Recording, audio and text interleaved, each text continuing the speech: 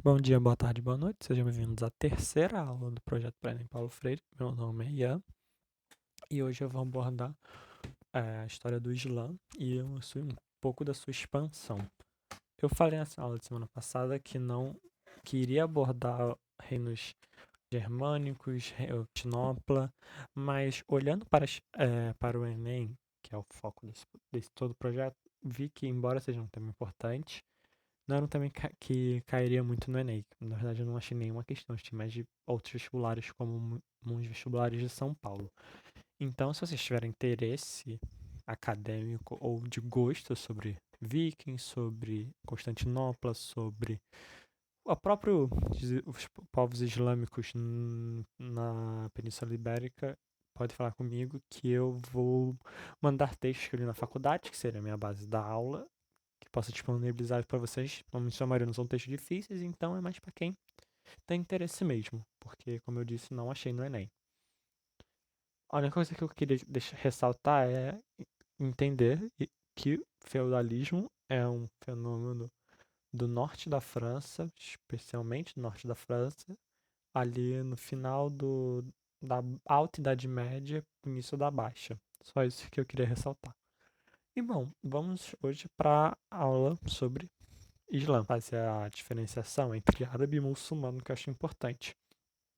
Árabe é, árabe é uma etnia, e segundo a Liga Árabe, que é formada por diversos países, muitos que estão nesse recorte aqui em verde, é quem se considera árabe e quem fala árabe.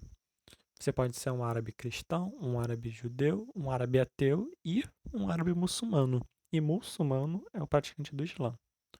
Óbvio, existe uma correlação entre povos que são árabes e são muçulmanos, como vocês podem ver, mas, por exemplo, a Índia é o lugar que mais tem muçulmanos no mundo, obviamente por ser o segundo maior país em população, mas isso representa apenas 13% por volta de 13% da população total, mas é um fator curioso.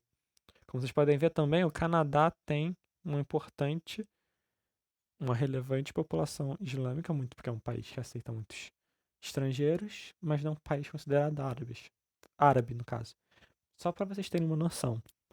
Agora, falar um pouco da Península Ibérica antes do Islã, que é importante.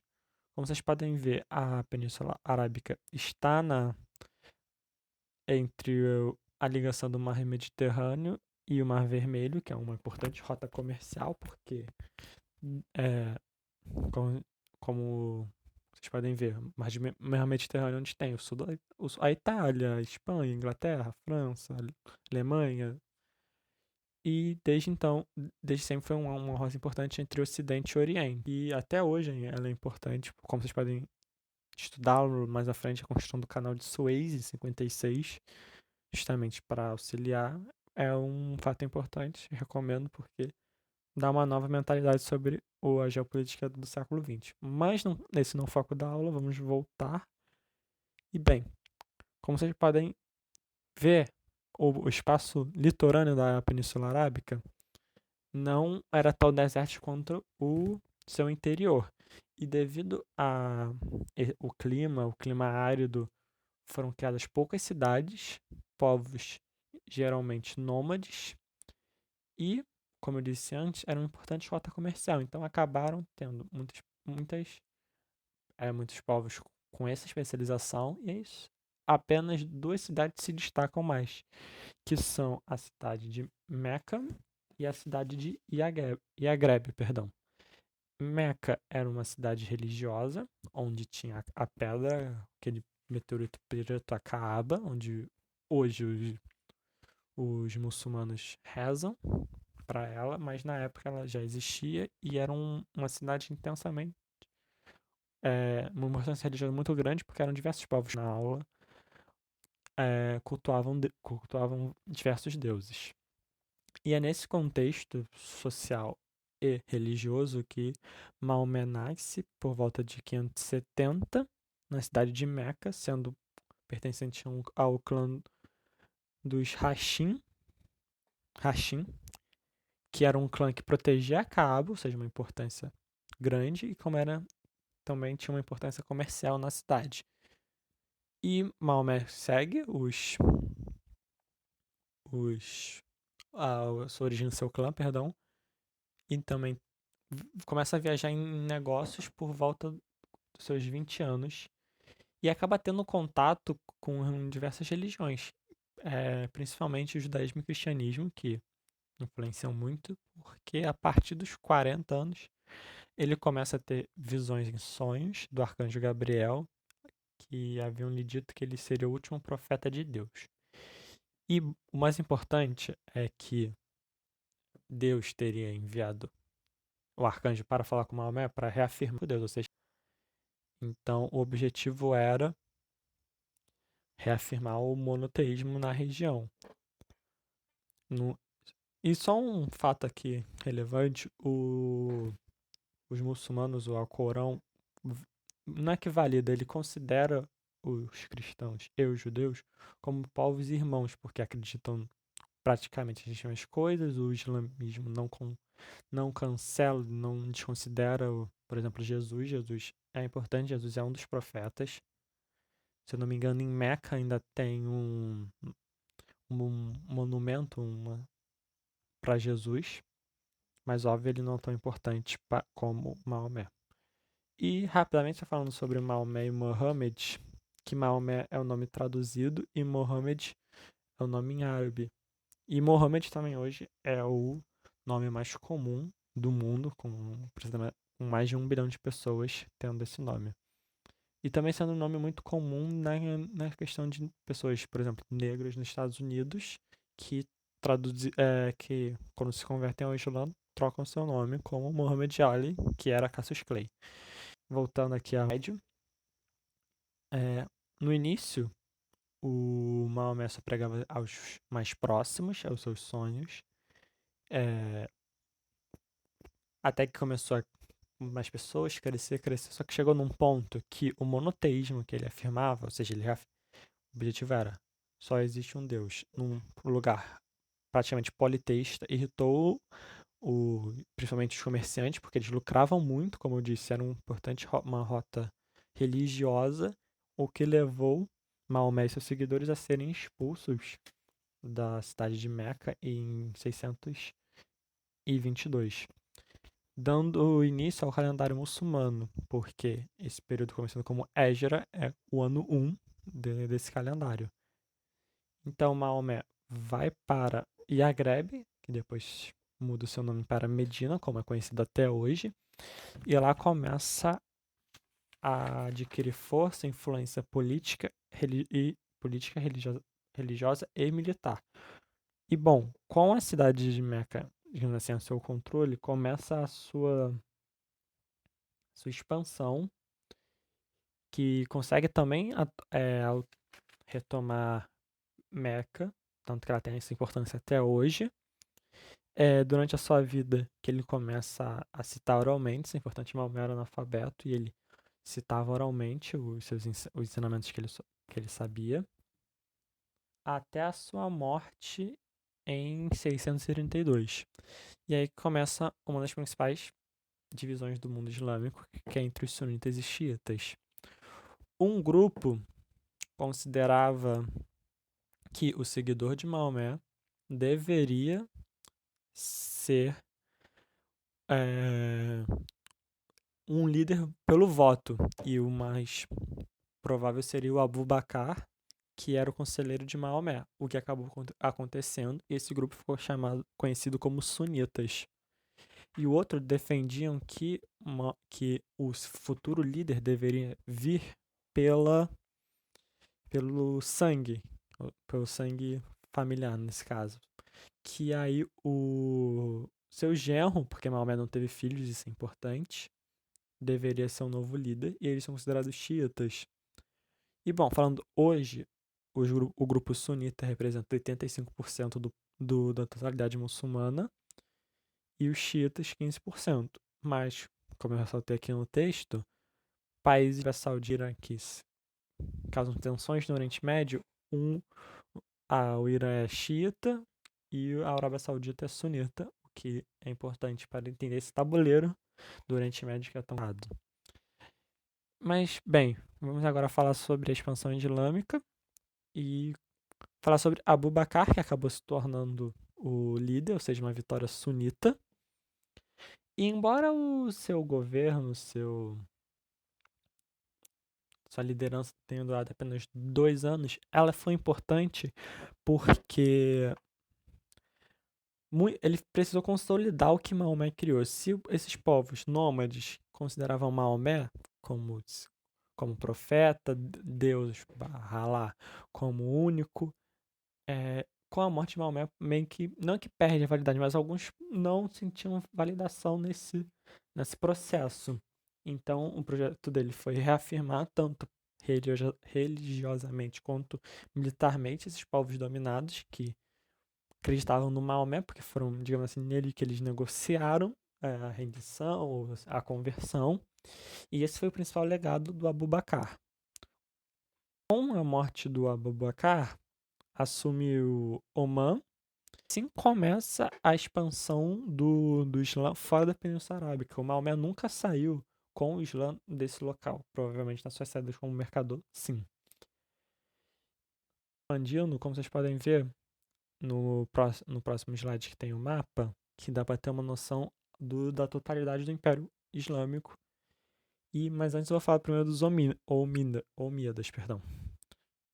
Que depois de mais, se eu não me engano, 2 ou 3 líderes, houve disputas internas e o sunita Muhaya, desculpa, provavelmente esse nome pronúncia está errada, assume o poder e começa então a dinastia dos Omíadas, que tem algumas coisas importantes, como o líder agora é chamado de Califa, a capital vai para Damasco, na atual Síria, ou seja, um território conquistado, perdão. E uma coisa muito interessante, eles começam a cobrar impostos dos povos dominados. Uma prática que era muito comum na Península Ibérica, eu vou citar isso porque é uma diferencial importante. Vou falar agora da Península Ibérica.